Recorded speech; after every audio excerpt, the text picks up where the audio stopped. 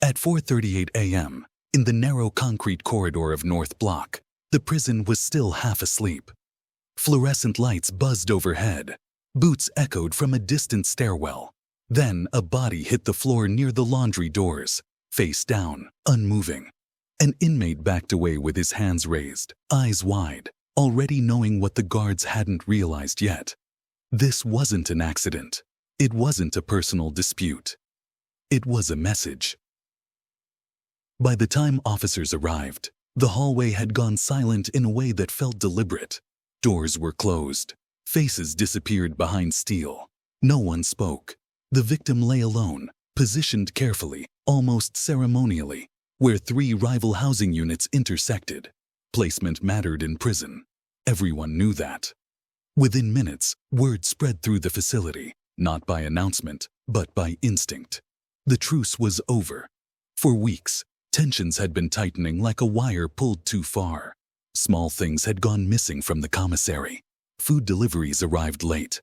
A trusted inmate porter was quietly replaced. These were not random failures. In prison, nothing important happens by chance. The body on the floor confirmed what many already feared. The gangs were no longer negotiating. The prison housed more than 2,000 inmates, but power rested in far fewer hands. Control wasn't enforced with constant violence. It was maintained through fear, reputation, and access. Who ate first? Who slept safely? Who walked the yard without watching their back? Gangs had formed here the same way they always did, not out of loyalty, but necessity. When new inmates arrived, they were assessed within hours, not by officials, but by other prisoners. Where they came from, who they knew, how they carried themselves. Neutrality was a luxury that rarely lasted longer than a week. Protection came at a cost. Refusal came at a higher one. Over time, loose groups hard. Promises were made. Old debts were called in. Some inmates, inmates were offered protection. Others were marked as expendable. If you belonged to a group, you were expected to act like it. If you didn't, you were expected to choose. By the second night, guards began finding signs they didn't like. Makeshift weapons abandoned in trash bins. Coded symbols scratched into cell doors. Entire ranges refusing to come out for count, not in protest, but in defiance. Authority was being tested. The breaking point came just after midnight. In the medical wing, an inmate collapsed during intake. Staff rushed to stabilize him, assuming overdose or illness. But as they lifted his shirt, they found marking symbols used only within one specific gang. That symbol didn't belong in that wing. Not without permission. Someone had crossed into enemy space. That meant retaliation was already scheduled. Officers scrambled to secure the facility, but the prison no longer moved on their timetable. Gangs controlled the flow of information faster than any radio call. Within minutes, entire units knew what had happened and what it meant. A betrayal had occurred. The inmate in medical had been acting as a double agent, moving favors between rival groups while secretly feeding information to one side. His collapse wasn't an accident. It was a warning that he'd been discovered. Now, both sides were exposed. Investigators realized they weren't dealing with isolated violence. They were witnessing a system turning on itself. A balance that had been held together by quiet agreements was unraveling, and the gangs weren't fighting for dominance. They were fighting for control of the prison's future. Late that night, a guard noticed something that would later haunt the investigation. A maintenance door in the East Corridor, normally sealed, was ajar. It led to a service tunnel rarely used. By sunrise, the prison no longer felt like a single facility. It felt like several territories stitched together by concrete and fear. The lockdown that was meant to restore order only clarified the divide. Inmates woke to sealed doors and silent corridors, but the quiet carried information. Word traveled through vents, through drains, through the pauses between footsteps. Who controlled which wing? Who had lost protection overnight? Who had already been written off? Guards adjusted their routines, unaware that the routines had already been mapped. Count times were anticipated, camera angles memorized, blind spots inherited like family secrets. What the administration still called housing units had become borders. Investigators expanded their scope. They pulled incident reports from the past year and laid them side by side. Patterns emerged where none had been officially recorded. Minor fights clustered around commissary delivery days. Medical calls spiked after specific yard rotations. Transfers coincided with sudden calm. The prison hadn't been erupting. It had been coordinating. At the center of the review was the runner who had been killed. His movements traced a line across the prison that touched every major group. He carried favors and warnings, but also something else: permission. Where he walked without trouble, others followed. Where he stopped, conflict flared. His death removed the buffer. Without a neutral channel, communication fractured into ultimatums. Gangs issued demands not to staff, but to each other. Control of a table, access to a storage room, a name surrendered in exchange for peace. Each demand escalated because each one was granted quietly, by someone afraid of what would happen if it wasn't. The prison's internal economy tightened. Food was no longer distributed evenly. Portions shrank in some wings and doubled in others. Commissar, who would blink first? Investigators marked a date on the calendar. The prison's largest recreation period was scheduled for the end of the week. Hundreds of inmates from multiple units would be on the yard at once. Historically, it had been a flashpoint. This time, it was a deadline. In the hours before yard release, guards noticed something odd. Inmates were calm. Too calm. No shouting. No pacing. Men stood at their doors, hands folded, waiting. When the gates opened, movement was immediate and deliberate. Groups flowed toward specific corners, benches filled according to unspoken rules. A section of the yard emptied completely, forming a clear lane between two clusters. Everyone else moved away. The confrontation didn't start with a fight. It started with a conversation that lasted less than a minute. Then a man stepped back, nodded once, and walked away. The message had been delivered. That afternoon, a storage room near the kitchen caught fire. It was small, contained, and extinguished quickly. Officially, it was an electrical fault. Unofficially, it was a signal. The prison's infrastructure had been tested and found vulnerable. That night, an inmate disappeared from a locked unit. His bed was empty at count. No alarms triggered. No forced entry. When guards searched the wing, they found a vent cover loose behind a shower stall. The missing inmate had been named in an earlier report as a potential witness. The investigation crossed a threshold. Authorities brought in an external review team. Their arrival was announced days in advance, giving everyone time to prepare. Units were scrubbed clean. Contraband vanished. Behavior normalized. On the surface, the prison looked calm, orderly, controlled. The reviewers toured spotless corridors and left impressed. Within hours of their departure, violence resumed, but not the kind that left marks. 2 inmates collapsed during count, victims of substances no one could trace. A guard was reassigned after filing a report that went missing. A staff computer was wiped during routine maintenance. The gangs were no longer reacting. They were anticipating. Investigators finally identified the structure they had been missing. There was no single leader, no council with a name. Decisions were distributed, redundancy built in. If one link failed, another carried the message. It was resilient by design. A system built for survival. The breaking point came when a senior officer received a warning meant for someone else. It was slipped under his office door, handwritten, unsigned.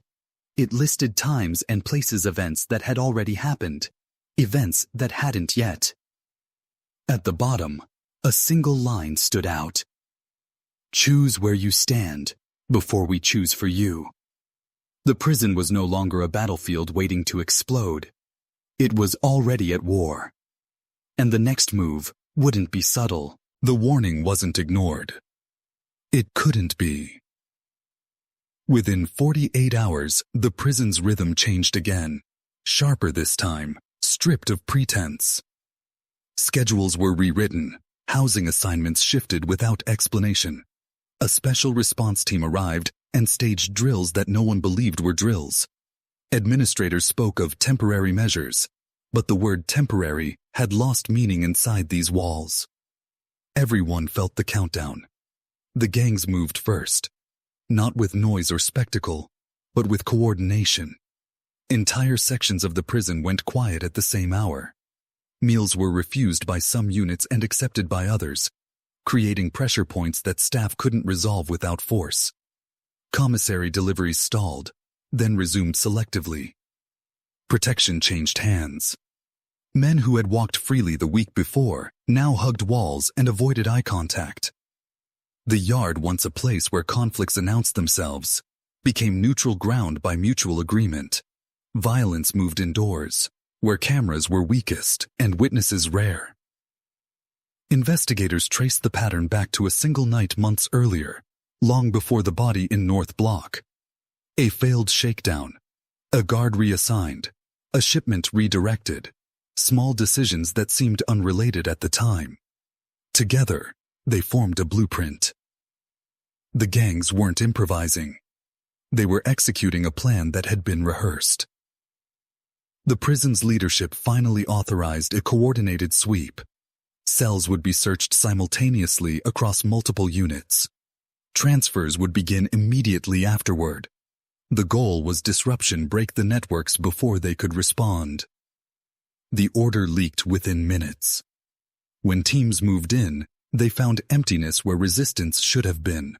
Weapons gone, messages erased, cells stripped to bare essentials. It was as if the prison had been expecting this exact response. In one unit, officers' disky overed a wall panel loosened just enough to conceal a narrow passage. It connected 3 cells that were supposed to be isolated from each other. Inside the passage, chalk marks mapped schedules and routes. Dates were circled. Names crossed out. At the bottom of the list was a final entry. After the sweep. The sweep ended without the violence officials had prepared for. No riot, no mass confrontation. Just a handful of arrests and a press release that claimed progress. Inside, the message was different. The gangs had allowed the sweep to happen. That night, the first targeted strike occurred. An inmate known for mediating disputes was found unresponsive in his cell. No visible injuries, no struggle. The medical report cited natural causes, but the timing raised alarms. He had been scheduled to testify in an internal inquiry the following morning. By dawn, retaliation followed not from his group, but from a rival that stood to gain from his silence. A guard was attacked during escort, not seriously injured, but shaken. The message was clear. The conflict was no longer contained to inmate against inmate. Staff began calling in sick. Others requested transfers. A few resigned without notice. Authority thinned. Investigators pushed for emergency transfers of key figures, but logistics worked against them. Court orders took time. Transport required staffing. Each delay gave the gangs room to adjust. Then the riot came. It didn't start in one place. It started everywhere. Fire alarms triggered across 3 wings simultaneously. Doors jammed. Smoke-filled corridors not from flames, but from improvised devices meant to blind cameras and force evacuations. In the chaos, fights erupted where they were meant to, drawing response teams away from other areas. In the East Wing, 2 rival groups clashed openly for the first time. It was fast and brutal. Then suddenly, over. 1 man lay injured. Another was gone. Not escaped. Moved. By the time order was restored, the prison had suffered more damage than any single incident in its history. Officials called it a riot. In reality, it was a controlled burn. The aftermath revealed the truth. Investigators had been circling for weeks. The gangs weren't trying to win territory. They were trying to reset the system. Transfers finally began. Leaders were separated. Units reorganized. On paper, the prison was stabilized. Violence dropped sharply. The media moved on. But something else happened quietly. A new hierarchy formed among those who remained. Younger inmates stepped into roles left vacant. Old rivalries cooled, replaced by practical cooperation. The methods refined during the conflict didn't disappear. They were inherited. Investigators filed their final report with recommendations that would never be fully implemented. The document acknowledged systemic failures, intelligence gaps, and the reality of inmate governance. It stopped short of admitting what everyone involved now understood. The prison had not been overrun. It had been shared. Months later, life inside appeared calmer than it had been in years. Fewer fights, fewer incidents. Guards relaxed their posture. Administrators cited improved metrics. Survival, once again, had found equilibrium. But the balance was fragile, and everyone knew it. A former investigator received a letter without a return address. Inside was a single page, photocopied until the ink faded. It showed a list of names, some familiar, some new. Beside each name was a date. Most were in the past. One date was circled. It was months away. At the bottom of the page, a sentence was typed, clean and impersonal. Wars end when someone wins. This was never a war. The prison still stands. The gangs still exist. New inmates arrive every week, unaware of the agreements that shape their future within hours of intake. Violence has not disappeared. It has been organized. Because behind bars, rivalries don't end when he headlines fade. They pause. They adapt. They wait for conditions to favor them again. And the question no report ever answered still lingers in the silence between counts. If gangs can negotiate peace, enforce rules, and decide who lives safely, who is really in control of the prison? If this story stayed with you, remember this was only one facility, one conflict, one moment where the balance tipped and then quietly reset. The next one won't announce itself. And when it begins again, it won't look like chaos. It will look like order. Kindly stay tuned. Comment, like, share and subscribe for more.